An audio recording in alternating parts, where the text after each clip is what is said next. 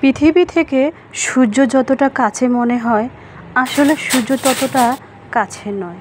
ঠিক তেমনি আমাদের আশেপাশে এমন অনেক মানুষ আছে যাদের আমরা খুব বেশি আপন ভাবি, কিন্তু তারা ততটাও আপন নয়।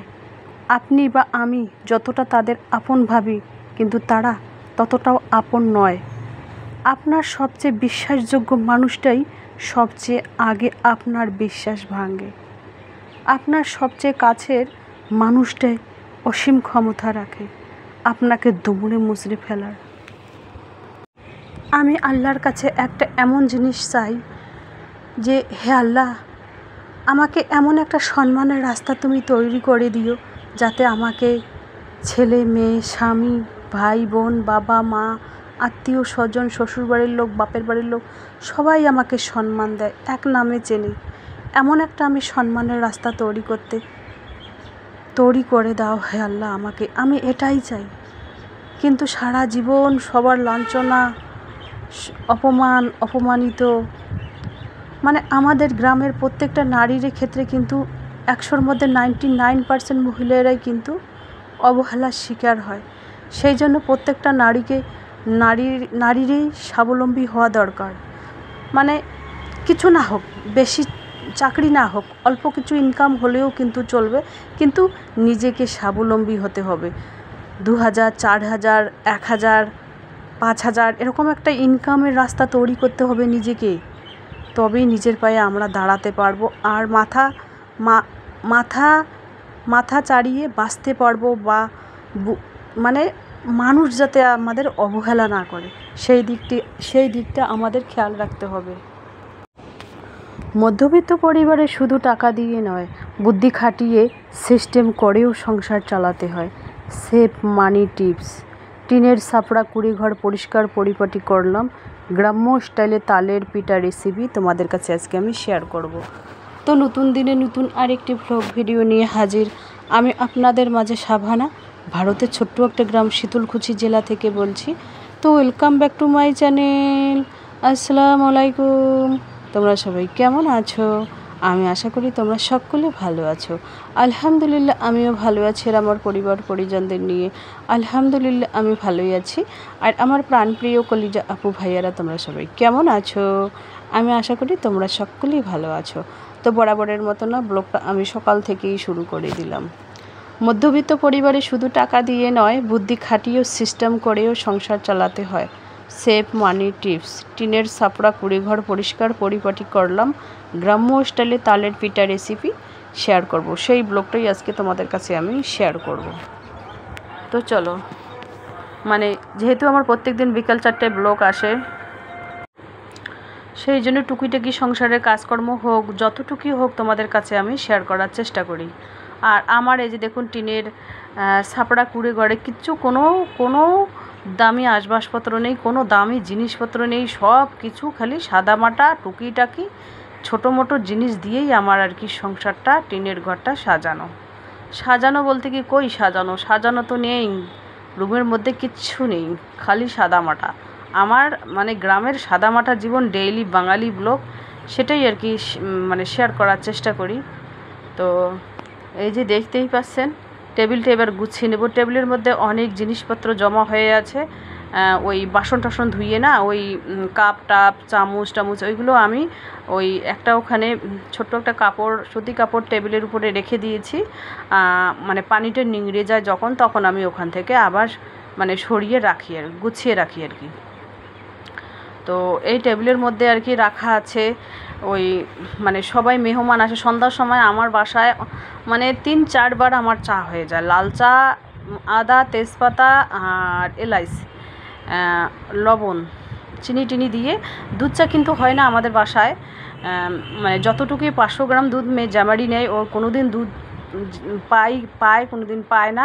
সেদিন তো ছেলে মেয়ে ওরা রাত্রিবেলায় খায় আর কি, সেই জন্য আর কি দুধ চা করলে তো চাপাতি একটু বেশিই লাগে, সেই জন্য দুধ চা করি না। যেহেতু আমরা মধ্যবিত্ত পরিবারের, আয় বুঝে ব্যয় করতে হয়, তাই না? মনে করো সন্ধ্যার টাইমটা 2-3 বার, কোনো দিন 4 বারও চা হয়ে যায়, মানে একবারে 5-6 কাপ চা। তো এরকম যদি দুধ চা 4-5 বার হয়, 3-4 বার বানানো যায়, তাহলে কতটুক দুধ কতটুক কতটুক দুধ লাগবে, কতটুক চাপাতি লাগে একটু হিসাব করে দেখো তো। তো সেই জন্য আমি ভাবি কি গ্রামের মধ্যে মানে যেরকম আয় সেরকম ব্যয় তো করতে হবে, তাই না? সেই জন্য আমি যদি 3 বারের জায়গা 4 বারও চা হয় লাল চা, বা 8 বারও হয় 10 বারও হয়, তাহলে কোনো সমস্যা নেই। কারণ লাল চায় কিন্তু চাপাতি অল্প একটু লাগে, চিনিতে জাস্ট লাগে বেশি, বাস এতটুকুই। এত চিনি তো অত বেশি দাম নাই, সেই জন্যই আর কি আমি একটু হিসাব করে চলি। আর এখানে দেখতে পাচ্ছেন ভাত বসিয়ে দিয়েছি। আর এই যে দেখুন আমার ছাদ বাগান থেকে পুঁই শাক আর 2টো ভেন্ডি নিয়ে এসেছি, আর মা দিয়েছে কালকে রাতে একটু শাক, আর রাতের একটু রাখা আছে মাছ, একটা মাছের মাথা, একটা লেজা আছে, ওই লেজাটা দিয়ে একটু ভর্তা বানাবো, আর শাকটা রান্না করব, একটু মুসুর ডাল করব, আর কিচ্ছু করব না, তাই দিয়ে সকালের হয়ে যাবে খাওয়া। তো এবার আমি আর কি মানে অফ ক্যামেরায় আমি রুমটা ঝাড়ু দিয়ে নিয়েছি। কালকে রাত্রিবেলায় রুমের মধ্যে মানে লবণ ছিঁড়তে লবণ পড়ে গিয়েছিল, সেই জন্য আর কি ঘরটা একেবারে মানে লবণ মানে ঘরের রুমের মধ্যে পড়লে কীরকম লাগে হাঁটতে, জ্যাপে পুরো কেমন যেন লাগে, ভালোই লাগে না। সেই জন্য সকালবেলায় অফ ক্যামেরায় ঝাড়ু দিয়ে নিয়েছি। ভাবলাম যে মোছামুছিটা অফ ক্যামেরায় করতেছিলাম, তো ভাবলাম যে না তোমাদের সামনে একটু শেয়ার করি। তো এই যে দেখুন এখন আমি এই রুমটা একটু মোছামুছি করে নিব, তবেই আমার ভালো লাগবে। আর যদি এই রুমটা মোছামুছি না করি তাহলে হাঁটতে আমার কেমন যেন লাগে আর কি, ভালোই লাগে না। তো ছাদ বাগান থেকে আমি প্রত্যেক দিনই 2-3টে করে ভেন্ডি নিয়ে আসি, ভাতের মধ্যে দিই, সবজির মধ্যে দিয়ে ভর্তা বানিয়ে খাই, আমার খুবই ভালো লাগে আর কি। তো মধ্যবিত্ত পরিবারে শুধু টাকা দিয়ে নয়, বুদ্ধি খাটিয়ে সিস্টেম করেও সংসার চালাতে হয়। হ্যাঁ, টিনের ছাপড়া কুড়ি ঘর পরিষ্কার পরিপাটি করলাম, গ্রাম্য স্টাইলে তালের পিঠের রেসিপি, সেই ব্লগটাই আজকে তোমাদের কাছে শেয়ার করব। দেখুন বুদ্ধি খাটিয়ে একবেলা যদি এই আমার ছাদ বাগান থেকে পুঁই শাক বা 2টো ভেন্ডি এনে একবেলা রান্না করি, তাহলে 20 টাকা 30 টাকা তবু তো সেভ করতে পারবো। আমার মতো বুদ্ধি তোমরাও খাটাতে পারো, টাকা থাকলে হবে না, বুদ্ধিটা খাটাতে হবে। আর এখানে দেখুন অলরেডি ভাত এখনও হয়নি, তো হবে আর কি। আর এখানে আর কি ওই মাছ আছে একটুখানি রাখা, ছেলেমেয়ের হয়ে গেলে হয়ে যাবে। আর এখানে ভেন্ডি 2টো দিয়েছি, আর পুঁই শাক আর ওই শাকটুকু একটু বানাচ্ছি আর কি। তো যাই হোক, এই যে দেখুন বিছানা এইভাবে করানো আছে, ব্যাগগুলো ওইখানে রেখে দিয়েছি। আর এই যে দেখুন তালের পিঠা রেসিপি করব আজকে। আর গ্যাস ওই পাশে গ্যাস ধরিয়ে দিয়েছি, মানে তালের পিঠা বানানোর কথা ছিল অনেক দিন থেকে। আর এই যে দেখুন এই তালের যে রেসিপিটা আমি রাত্রিবেলায় আর কি মেখে ঝুঁকে রেখে দিয়েছি। এখন আর কি পিঠা বানাবো, সকালের নাস্তাটা হয়ে যাবে, আরামসে দিব্যি নাস্তা হয়ে যাবে। এখানে কলা বার করে নিয়েছি, নারকেলটা এখনও কোড়ানো হয়নি, তো নারকেল দিয়ে আর একটা পুর ভরানো তালের পিঠা রেসিপি বানানো কথা আছে, যদি বানাই তা শেয়ার করব, না বানাইলে না।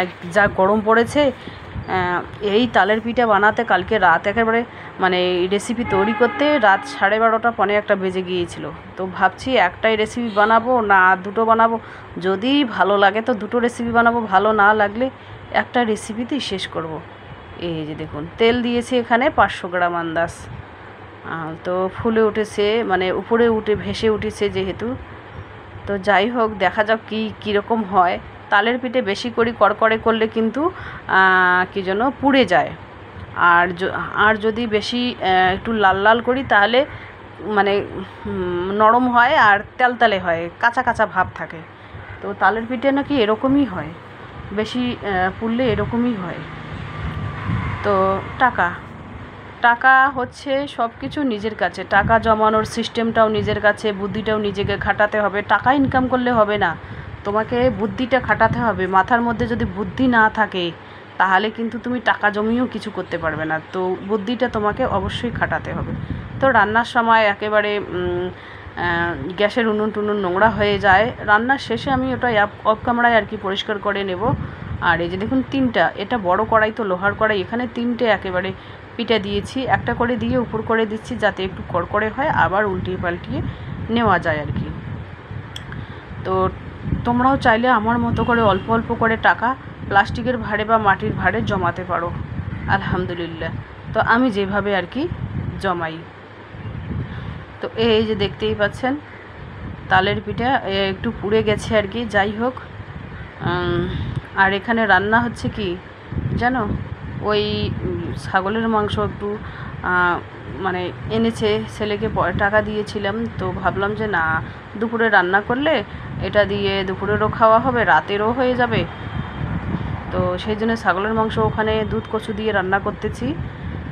আর মেয়ে আবার ছাগলের যে পায়াগুলো আছে ওইগুলো আবার খায়, কারণ ক্যালসিয়ামের ঘাটতি নাকি ওইগুলো পূরণ করে, সেই জন্য মেয়ে খায়। আর এখানে তালের একটা পিঠা মানে আটা দিয়ে কাল রাতে মেখে রেখে দিয়েছি, যা গরম পড়েছে বানাবো না, ওই তালের যেটা রেসিপি কালকে আর কি মেখে ঝুঁকে রেখে দিয়েছি, ওটা মুরগিদের খেতে দেবো।